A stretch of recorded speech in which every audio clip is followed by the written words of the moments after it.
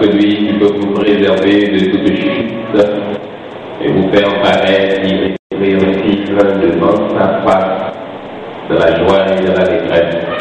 À Dieu seul, notre Sauveur, par Jésus-Christ, soit gloire, honneur, puissance, des avant tous les temps, maintenant et pour toujours. Amen. Avec nous,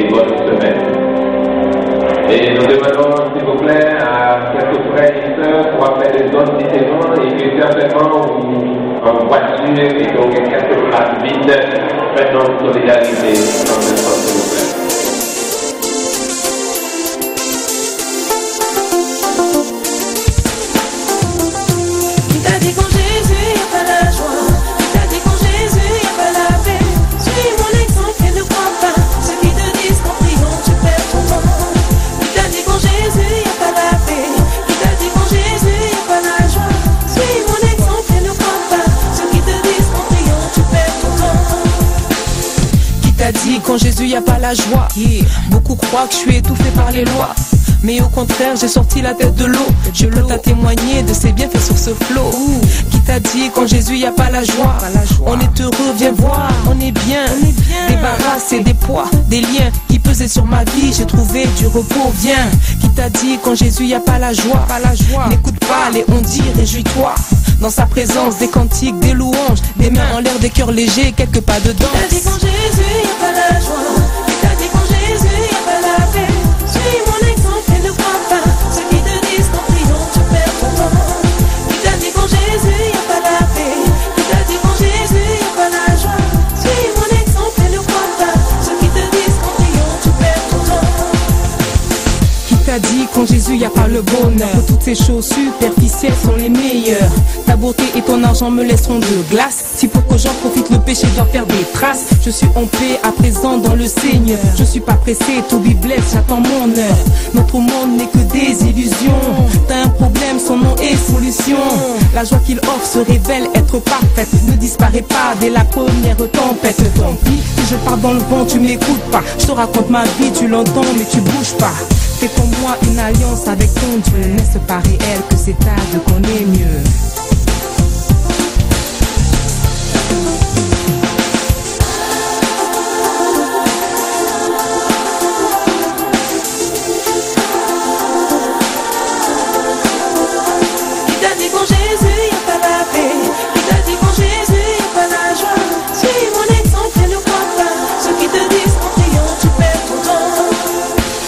Qui t'a dit quand Jésus y a pas la paix?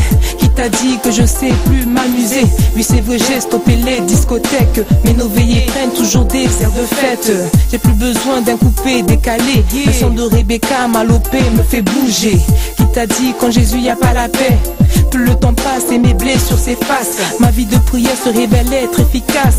Sans toi Jésus j'aurais perdu la face à tous ces gens qui n'ont pas cru en ma grâce. Mais merci Seigneur, tu les as tous confondus. Je touchais le fond, une main tu m'as tendu. Et à cette fille que beaucoup croyaient perdue, le Tout-Puissant offre un destin inattendu. Qui t'a dit quand Jésus y a pas la joie? Qui t'a dit quand Jésus y a pas la paix? Suis mon exemple et ne crois pas ceux qui te disent qu'en priant tu perds ton temps. Qui t'a dit quand Jésus y a pas la paix? Qui t'a dit quand Jésus y a pas la joie? Suis mon exemple et ne crois pas ceux qui te disent qu'en priant tu perds ton temps. Qui t'a dit quand Jésus y a pas la joie? Qui t'a dit quand Jésus y a pas la paix? Suis mon exemple et ne crois pas ceux qui te disent qu'en priant tu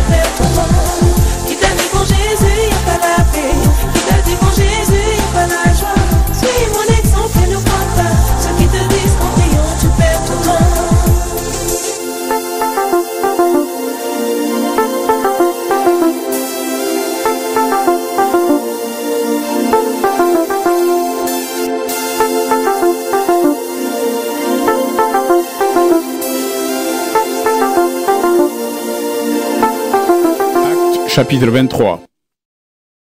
Paul regarde en face les membres du tribunal et il dit: Frères, j'ai toujours vécu pour Dieu jusqu'à maintenant et je n'ai rien à me reprocher.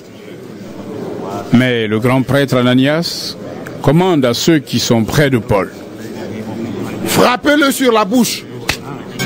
Alors Paul lui dit: C'est toi que Dieu va frapper, espèce de mur blanchi. Tu es assis là pour me juger d'après la loi et tu donnes l'ordre de me frapper. C'est contraire à la loi. Ceux qui sont près de Paul lui disent: Tu insultes le grand prêtre de Dieu. Paul répond: Frère, je ne savais pas que j'étais le grand prêtre. En effet, dans les livres saints, on lit: Tu ne diras pas de mal du chef de ton peuple. Paul le sait.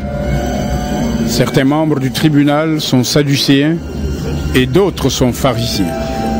C'est pourquoi devant eux, il dit d'une voix forte: Frère, je suis pharisien et fils de pharisien. Comme eux, j'ai l'espoir que les morts se relèveront et c'est pour cela qu'on me juge. Au moment où Paul dit cela, les pharisiens et les sadducéens se mettent à se disputer. Et l'assemblée se divise en deux camps.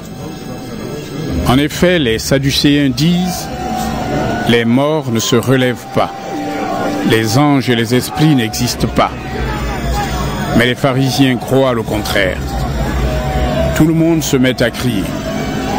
Quelques maîtres de la loi du groupe des pharisiens se lèvent et disent avec force: Nous trouvons que cet homme n'a rien fait de mal. Un esprit ou un ange lui a peut-être parlé. Ils se disputent de plus en plus. Le commandant a peur qu'ils ne mettent Paul en morceaux. Alors, il donne cet ordre aux soldats: Descendez! Faites sortir Paul du tribunal et ramenez-le à la caserne. La nuit suivante, le Seigneur se montre à Paul et dit: Courage. Tu as été mon témoin ici à Jérusalem. Il faut aussi que tu sois mon témoin à Rome. Le jour suivant, certains Juifs se réunissent en secret. Ils jurent devant Dieu: Nous ne mangerons rien et nous ne boirons rien avant de tuer Paul. Ceux qui ont juré cela sont plus de 40. Ils vont voir les chefs des prêtres et les anciens et ils leur disent: Voici ce que nous avons juré devant Dieu. Nous ne prendrons aucune nourriture avant de tuer Paul. Maintenant donc, les autres membres du tribunal doivent nous accompagner chez le commandant romain et vous lui demanderez de faire venir Paul devant vous. Vous direz que vous voulez étudier son affaire de façon plus exacte. De notre côté, nous sommes prêts à le tuer avant qu'il arrive ici. Mais un neveu de Paul, le fils de sa sœur, entend parler de ce piège. Il va à la caserne, il entre et prévient Paul. Alors Paul appelle un des officiers et lui dit: Conduis ce jeune homme chez le commandant. Il a quelque chose à lui annoncer. L'officier emmène le jeune homme, il le conduit chez le commandant et dit: Le prisonnier Paul m'a appelé.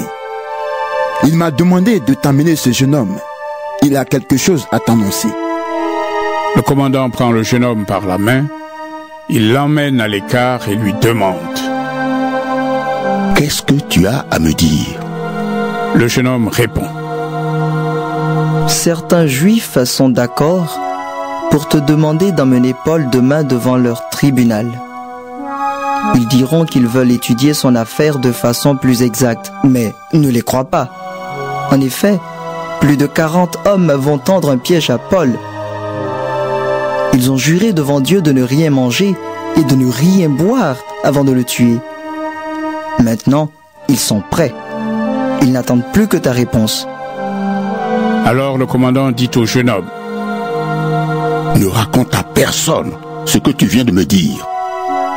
puis il le laisse partir. Le commandant appelle 2 de ses officiers. Il leur dit: rassemblez 200 soldats, 70 cavaliers et 200 hommes armés. Ils doivent être prêts à partir pour Césarée à 9 h du soir. Préparez aussi des chevaux pour conduire Paul en toute sécurité devant le gouverneur Félix. Ensuite, le commandant écrit une lettre. La voici. Claudius Lysias envoie ses salutations à son Excellence le gouverneur Félix. Les Juifs ont pris cet homme que je t'envoie et ils allaient le tuer. Alors, je suis arrivé avec mes soldats et je l'ai délivré. En effet, j'ai appris qu'il était citoyen romain.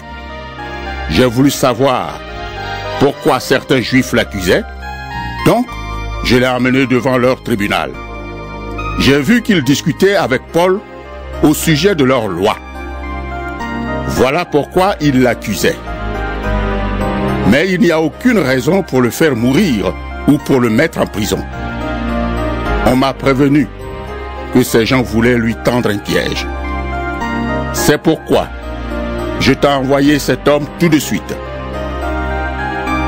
J'ai demandé à ceux qui l'accusent de porter plainte contre lui devant toi. Les soldats font ce que le commandant leur a ordonné. Ils emmènent Paul et pendant la nuit, ils le conduisent jusqu'à Antipatris. Le jour suivant, les soldats retournent à la caserne et ils laissent les cavaliers continuer la route. Les cavaliers arrivent à Césarée, ils donnent la lettre au gouverneur